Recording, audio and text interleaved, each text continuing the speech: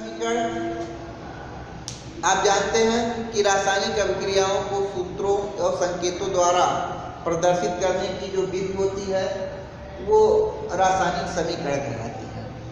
रासायनिक समीकरण में दो हिस्से होते हैं। पहला जो रासायनिक अभिक्रियाओं में भाग लेता है, जैसे आपका H2 then O2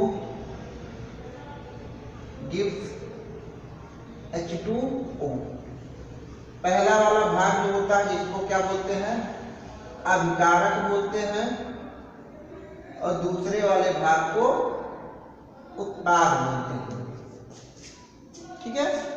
अब यहां आपने देखा कि जो मैंने रासायनिक अभिक्रिया लिखा है, उस रासायनिक अभिक्रिया में अभिकारक और उत्पाद में जो भी पदार्थ है उसमें उपस्थित परमाणुओं की संख्या बराबर है। कैसे? जैसे यहाँ हम H की बात करते हैं तो H 2 दूनी 4, 2 और इसका 2 का गुणा हो जाएगा, 2 गुणे 2 इक्वल कितना हो जाएगा 4। O देखते हैं कितना हो जाएगा 2। यहाँ देखते हैं H कितना है इस तरफ में, उत्पाद की तरफ में, तो 2 एकम 2 यानी 4 हो गया, और O कितना है आपका यहाँ इस वाले का इसमें हुआ, तो 2 एकम 2, क्योंकि यहाँ 1 माना जाता है। ठीक है। तो ऐसे में हम देखते हैं कि अभिकारक और उत्पाद में दोनों में क्या है, जो परमाणुओं की संख्या है कैसे है, बराबर है। ठीक है। अगर यदि परमाणुओं की संख्या बराबर न हो, जैसे इसी समीकरण को हम ऐसे लिख सकते थे, H2 धन O2 गिव्स H2O। इस समीकरण में हम देखते हैं कि अभिकारक और उत्पाद में जो पदार्थ है उनके परमाणुओं की संख्या बराबर नहीं है। जैसे हम यहाँ बात करते हैं H, तो H कितना है बेटा 2, O कितना है 2, लेकिन यहाँ H कितना है 2 और O कितना है 1। तो ये जो समीकरण आपका कहलाएगा, ठीक है, ये आपका असंतुलित समीकरण कहलाएगा। कौन सा समीकरण कहलाएगा? असंतुलित समीकरण कहलाएगा। क्यों असंतुलित समीकरण कहलाएगा? क्योंकि यहाँ हम देखते हैं अभिकारक में जो पदार्थ है उनके परमाणुओं की संख्या और उत्पाद में जो पदार्थ है उसमें परमाणु, दोनों में परमाणुओं की संख्या समान नहीं है। तो जो समीकरण असंतुलित होता है उस समीकरण को कंकाली या ढांचा समीकरण कहा जाता है। कौन सा समीकरण कहा जाएगा? कंकाली या ढांचा समीकरण। एक और एग्जांपल हम लेते हैं, जैसे हम कर देते हैं N2, ठीक है, प्लस H2 यानी नाइट्रोजन के अणु, ऑक्सीजन के अणु, सॉरी हाइड्रोजन के अणु, ये आपस में मिलकर अमोनिया का एक अणु बनाते हैं। अब हम देखते हैं कि ये हमारा अभिकारक साइड हो गया। ठीक है। अभिकारक साइड में N की संख्या कितनी है 2, H की संख्या कितनी है 2। ठीक है। उत्पाद साइड में देखते हैं N की संख्या कितनी है 1 और H की संख्या कितनी है 3।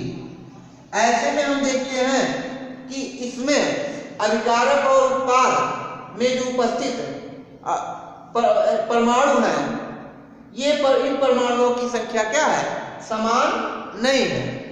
तो हम कह सकते हैं ये समीकरण और ये समीकरण आपके कैसे हैं, कंकाली समीकरण या ढांचा समीकरण। ठीक है।